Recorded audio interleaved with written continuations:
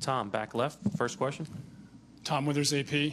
Brian, you always talk about experience being the greatest teacher. What do you hope your team has learned during this crazy season that can carry you guys forward now? I think just being persistent. You know, we've been very persistent and very resilient throughout this whole season, no matter what's been going on. So we have an opportunity to come home and protect home, as Golden State has done. So we look forward to the challenge. It's a very tall task, a very tough challenge, as I mentioned before the series even started, going against these guys, going against this team. But we have an opportunity to seize the opportunity. So look forward to that. Mark, left side in the aisle. Mark Spears, undefeated. LeBron, and then training camp, you talked about this in regards to the Warriors, but do you have any comment on Trump on inviting the Eagles to the White House after most of the black players decided not to go? Well, I actually just found out about it when I was walking up to the podium. I ain't really digested enough, but it's typical of him. I mean, I'm not surprised. It's typical of him, and I don't know. I mean, I know no matter who wins this series, no one wants to invite anyway, so it won't be Golden State or Cleveland going. Any thoughts on the stand the black players made? Well, I mean, listen, we have a lot of freedom in our country, and guys, men or female, have the right to do what they want to do, in a very respectful manner. And I think if they decided they don't want to go, then they have the right. Tim, on the aisle on the left. Brown, right behind Mark. To follow up on that, I mean, the Pats sent half their team, and then Steph came out and said that he didn't have any interest in going, and then you supported Steph on Twitter, I remember. And does it surprise you that the divide just seems to be growing right now, even after more than a year of this discourse, that it seems like that it's just the gap is widening instead of any bridge being found? I mean, I think as long as he's in office, then the communication and things like that is going to continue to happen. It's a lot of things that we believe in as Americans that we don't feel, that he's for. It's a lot of people that believe that that he's not for the people, or doing things that's right by the people. That's not surprising. Hearing the news today with the Eagles. But I think more importantly, we shouldn't, as Americans and people, especially people in Philadelphia, shouldn't let that news take away from what that unbelievable team did and accomplished. What all those players did to sacrifice throughout each and every Sunday, going on playing, the style of football that they played, and winning a Super Bowl the way they wanted.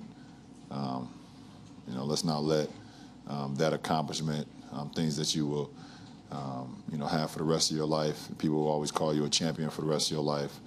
Let's not let someone uninviting you to their house take away from that moment, because I think the championship of winning a Super Bowl, or winning a Stanley Cup, or winning a World Series, or winning an NBA championship, or a national championship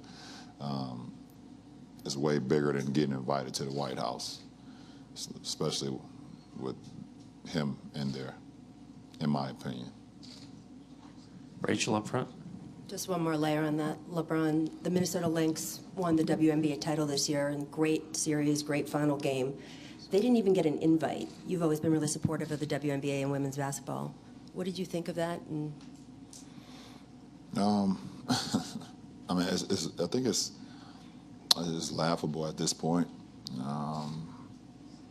You always hear her saying, you just laugh and stop you from crying.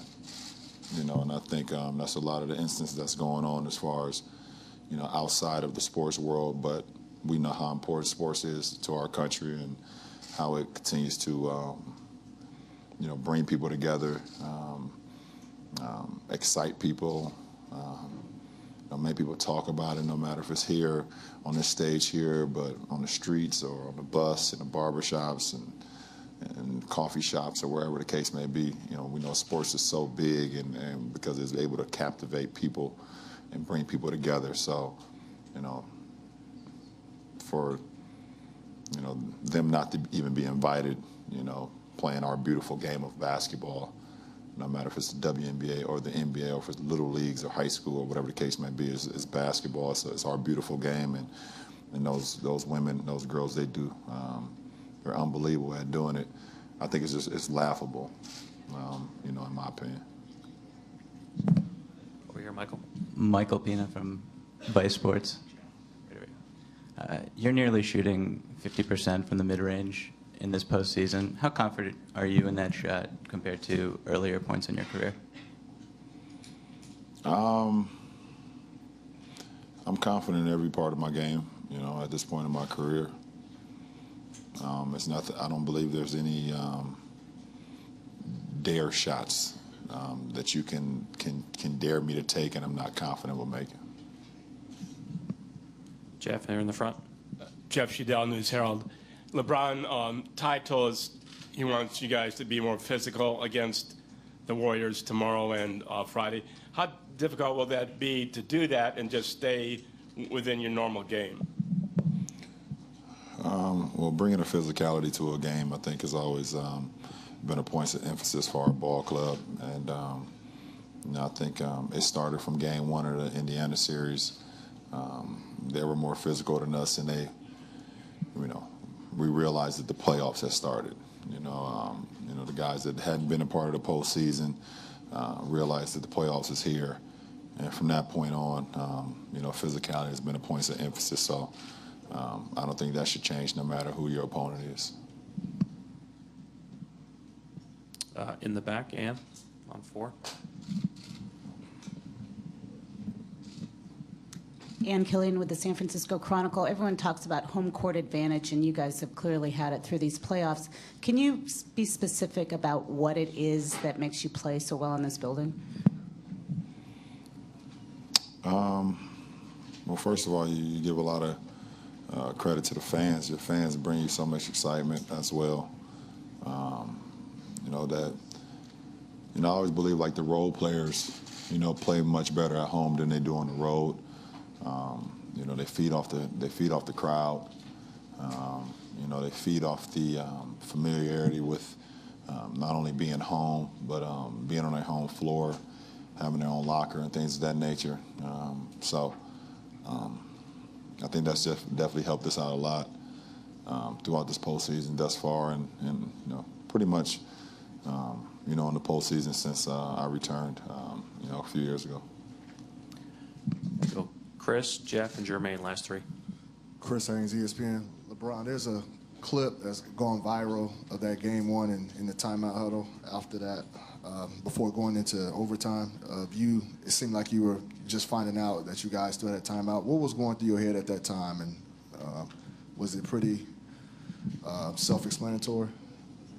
Pretty much. It went viral. Yeah, pretty much. Damn cameras.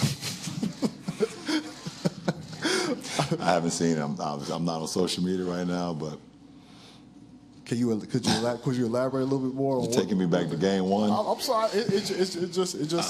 I finally got game 1 out of my head. You're taking me back, huh, Chris? Okay, hold on. Let me put myself back there.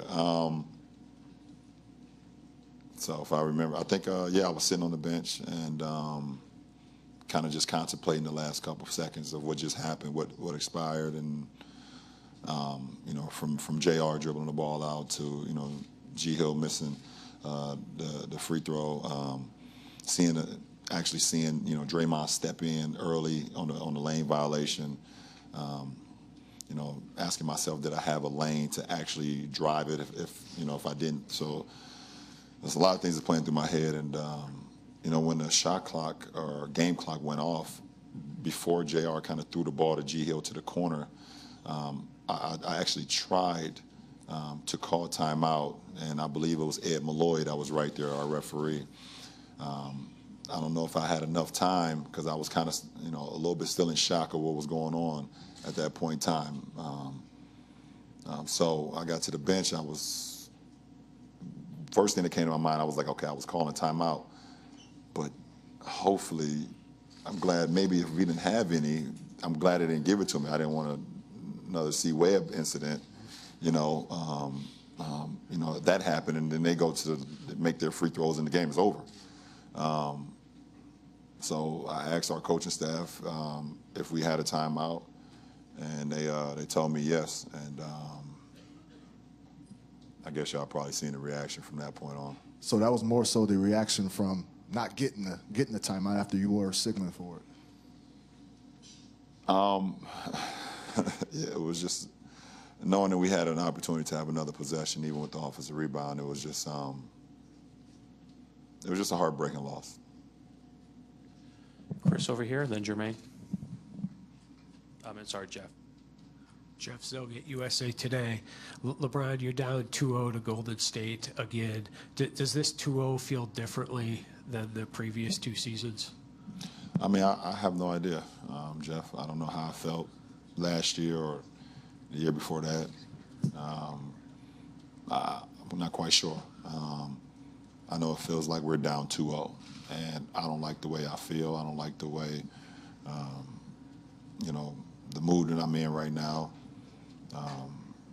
Knowing whatever, I mean, there's no like, okay, you're down 2-0 and you feel better than you're down 2-0 before. I mean, it's just, when you're down like this in a deficit like this versus a team like this, there's no good feeling. So, I mean, I don't feel good about it. Jermaine, and the last question on the left. With that moment between regulation and overtime, like Chris said, it has gone viral. Give me 1 second. Sorry. I don't feel good how I feel right now. Not how I feel about the rest of the series. I know how clips can get broken up and somebody can clip that and be like, oh, LeBron said he doesn't feel good about this. I personally don't feel good today of the deficit that we have. Not about tomorrow. I feel great about our opportunity. Go ahead. During those moments between regulation and overtime in Game 1, like Chris said, it has gone viral, meaning you have been getting criticized for not trying to pick up your teammates during that time. Is that fair criticism, not being in your shoes? Me? Me being criticized? No. You said I got criticized for something, right? No, I don't believe that. Not me. I don't care. I don't care at all. I mean, we're in the NBA Finals. I mean, how much more picking up teammates you want me to do? We're in the NBA Finals to compete for a championship. All right, appreciate it.